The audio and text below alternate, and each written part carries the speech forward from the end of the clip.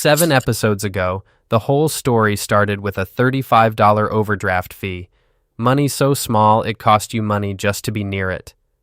We climbed from there, 10 grand, 100 grand, a million, 10 million, 100 million. And last time, at 100 million, the money stopped being something you have and became power, the thing that quietly bends the rules you live by. This is the last level, $1 billion. And at $1 billion, something strange happens. The money stops behaving like power and starts behaving like a country. It gets its own economy, its own borders, its own foreign policy, and a kind of life that outlives the person whose name is on it. It stops being a rich man and becomes an institution wearing a rich man. This isn't an episode about money anymore. It's about the water you and I swim in, because some of that water was built by money exactly this big. So let me show you the 4 things that change when money becomes a country, and then I'll bring the whole climb back home. Change 1, the GDP. Because $1 billion isn't a number you spend, it's an economy. At every level before this, your money was a thing you owned. At $1 billion, the money employs people, thousands of them. It moves markets when it enters or leaves. It produces, it hires, it builds. A single $1 billion fortune throws off more economic activity in a year than some entire small nations. You don't have a bank balance anymore. You have output. The money isn't sitting in an account, it's running an economy, and you're standing in the middle of it. Think about what that actually means. $1 billion has a GDP, like a small country. It has citizens, the thousands of people whose paychecks depend on it. It has a treasury, a workforce, an output you can measure.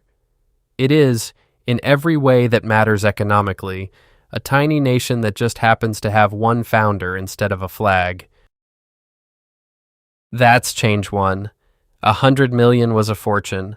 $1 billion is an economy, with a GDP, with workers, with a heartbeat of its own.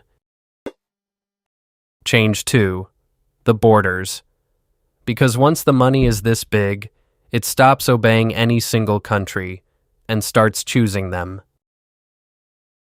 You and I live under one set of rules, the country we were born in. $1 billion doesn't. It picks its jurisdiction the way you pick a coffee. It holds a passport here, banks there, registers its companies somewhere with no tax, and parks its citizenship wherever the deal is best. When one country's rules get inconvenient, the money simply moves to a country whose rules aren't. It has borders, but it draws them itself.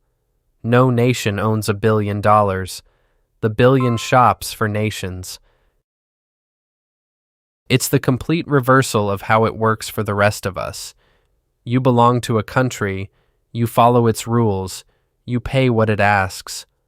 $1 billion makes the countries line up and compete to host it, each one offering lower taxes, easier citizenship, fewer questions. You answer to a nation. $1 billion makes nations audition. That's change 2. You belong to a country. $1 billion makes countries compete to belong to it. Change 3. The foreign policy. At 100 million, money funded a voice. At $1 billion, it runs an agenda. 100 million could back a campaign or buy a media outlet. $1 billion does something bigger and quieter. It funds the foundations, the think tanks, the research institutes that decide which problems the world even pays attention to. It doesn't lobby for one footnote in one law. It helps set the agenda for entire fields. What gets studied, what gets built, what counts as a crisis, and what gets ignored. That's not charity, and it's not corruption. It's foreign policy. $1 billion conducts soft power, the same way a country does, except nobody elected it. See the jump? At 100 million, the money pointed at the rule book and bent a line in it. At $1 billion, it doesn't aim at a single rule anymore. It aims at the agenda itself, the list of what the world decides is even worth caring about. It doesn't change an answer. It chooses the questions. That's change 3. A country has a foreign policy. So does $1 billion, agenda, influence, soft power, and not a single vote behind it. Change 4. The permanence. And this is the one that should stay with you, because it's where the money stops needing you at all. At 10 million, the money outlived your life. At $1 billion, it's built to outlive your name. Foundations, trusts, and institutions are structured to run for a century or more, long after you, your kids, and your grandkids are gone. The money becomes a thing with its own constitution, its own rules written from scratch, designed to keep existing and keep growing on its own. You don't own $1 billion for long. You become the founding story it tells about itself. The richest money in the world isn't powerful because of the person. It's powerful because it learned to live without one. It's a quiet, strange ending to the whole climb. At every level below, you owned the money. Up here, the money stops having an owner and starts having a founder, a name in its origin story, while the institution itself simply continues, outliving the person it's named after as if they were just the first chapter. That's change 4. $1 billion doesn't have an owner. It has a founder, and then it goes on without him. So step all the way back. $35 cost you money for being broke. 10 grand bought you a floor. 100 grand, the crossover. 1 million, an avalanche. 10 million, an overflow. 100 million power. And 1 billion, a country. Same dollars.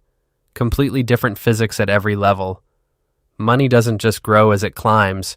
It changes what kind of thing it is. And here's the whole point of doing this. All 7 episodes.